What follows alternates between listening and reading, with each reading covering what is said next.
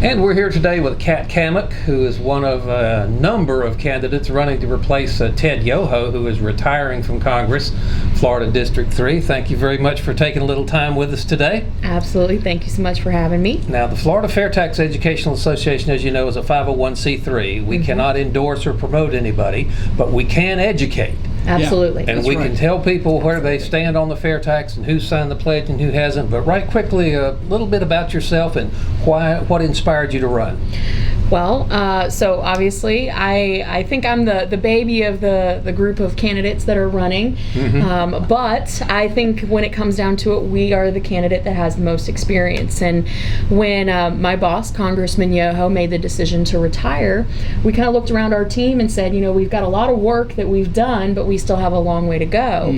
And so we wanted to make sure that we kept that work going, that same work ethic alive. But also as a young millennial conservative, I feel that we have had, as the Republican Party, the right message for a long time, but maybe now it's time to send a little bit of a different messenger. So I think with Gen Z and millennials really being the lion's share of the voting bloc in today's day and age, it's time that we have a representative of that generation who knows how to get things done on day one. And so we're excited and we are in the race. Yeah, that's great. Yeah. All right.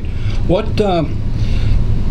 was it that initially attracted you towards the FAIRtax?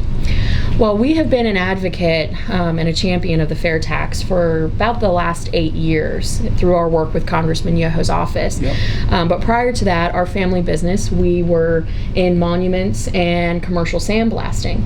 And so being in a small family business, you really are subjected to every whim of the federal government, including our very cumbersome tax code. And as a small business owner, you are basically treated as though you get penalized for succeeding and growing, and there's very little certainty in the tax code. So I learned very early on that the tax code was not designed to incentivize companies to grow or reinvest or create more jobs. It was actually the opposite. And so the FAIRtax to me is very attractive because it does the complete opposite of that. Yeah. And most jobs in this country are created by small businesses. Exactly. So it's very important to let them. And you know, Bob, when we talk to various business people, they have the same message. You know? Exactly. They have the same message. So we need to get it out to more people. Exactly. So, We were going to ask you, what do you think is the worst feature of the current income tax system? I think you've already answered that. Well, we haven't got that kind of time. I know. How long do we have? I mean, you take your pick of the issues, but I think more broadly, I mean, we could talk about all the money that is wasted when you talk about the compliance. I mean, nearly $500 billion annually in the regulations and the cost of the regulations just to comply with the tax code. But I think more broadly, the problem with our current tax code is that it is un-American in nature. It penalizes people for succeeding. It drives innovation and investment overseas, and it really forces people to try to maneuver so that they aren't penalized or pay a higher tax bracket. I've had friends who they've negotiated salaries and they said, nope, if I make this much, I get pushed into a new tax bracket, so I need to be mindful of that. And I mean, that's un-American at the end of the day. So you had an example of that, didn't you, Bob? A friend of yours? Yeah, that actually happened to a friend of mine. They had to go back to their boss and say, please take the raise back because I'm making less money now than I was when before. Exactly. That's insane. Let's flip that around and ask you what your favorite feature of the FAIRtax is. I think from a business owner standpoint, the thing that I love most about it is that it gets rid of the income tax, so personal tax, and then the corporate taxes. As a consumer, I love that it gets rid of all the embedded taxes. So all of the cost of goods will just inherently go down. They will decrease because people don't realize when you're talking about just something as simple as, you know, a 2x4 that you pick up in Lowe's or Home Depot. Think of all the taxes that were paid along the way from the time that it was harvested, from the time that it was in the mill, then it was put on a truck. I mean, all those different pieces of the supply chain that touched that piece of lumber have been taxed multiple times over. And at the end of the day, it's consumers who pay for it because they are the last stop. That's the one thing people don't understand. People can catch on really easily that the price of the labor and materials that goes into the making of product is easy. The consumer pays for that. But when you tell them that you're paying the corporate taxes, oh no, corporations have to pay their fair share. Exactly. They pass their fair share and all those compliance costs you mentioned right on down to the consumer. Exactly. And we love this. It's the same also whether they make a product or provide a service. It's the same concept. All right. All those embedded taxes are in there, whether they produce a product or provide a service, and it is the consumer, as we said, it is the consumer always that pays for it. Absolutely. And like Bob said, that's a hard lesson to get across to some people. Exactly. What's it going to take to get Congress to muster up the political will to do this? Well, and I think that's one of the reasons why our campaign is so attractive to folks, is that we have had the experience of being on Capitol Hill for the last 8 years, both in the district here in the state of Florida, but also we've learned over the last 8 years how to navigate the halls of Congress. And the thing that I have found up there is that you can get a whole heck of a lot done when you have outside pressure from constituencies pushing. And that is why it is so important to have grassroots movements like the FAIRtax Association pushing on members in every congressional district around the country. Because when you light a switchboard up, nothing gets done. And that is the most important thing that a grassroots organization can do to really get the attention of Congress.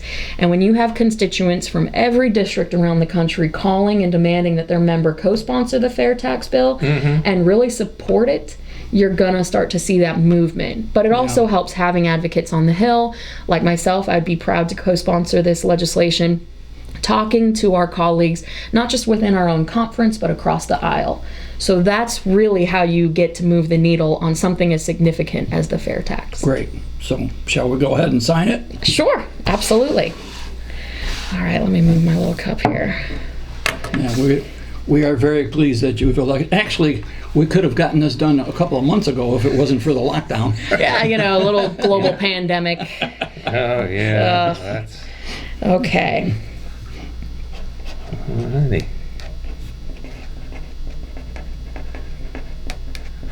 Now, if you would like to see candidates in your area do what we're doing here, you can go to fairtax.org. You can download a hard copy of this Fair Tax Candidates Pledge, print it out, take it to their town hall if they're still having those or when they get those together, or do what we're doing here, just plan a little one-on-one meeting with the candidates and ask them. And if you can get it on video, or you can get some still pictures as well. We'd love you to send them to us here at the fairtaxguys@gmail.com. We would certainly put this on the Fairtax Power Radio. We've got quite a number of folks who have already signed this, but we could always use more, and we appreciate that. Yeah, it really is dependent on grassroots support.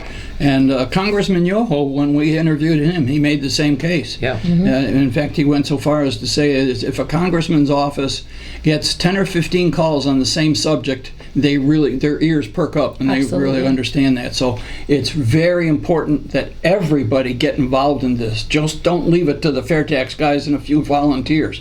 Everybody has to get behind this. Well, and I just want to commend you guys because you do such an excellent job going around to different events, educating people.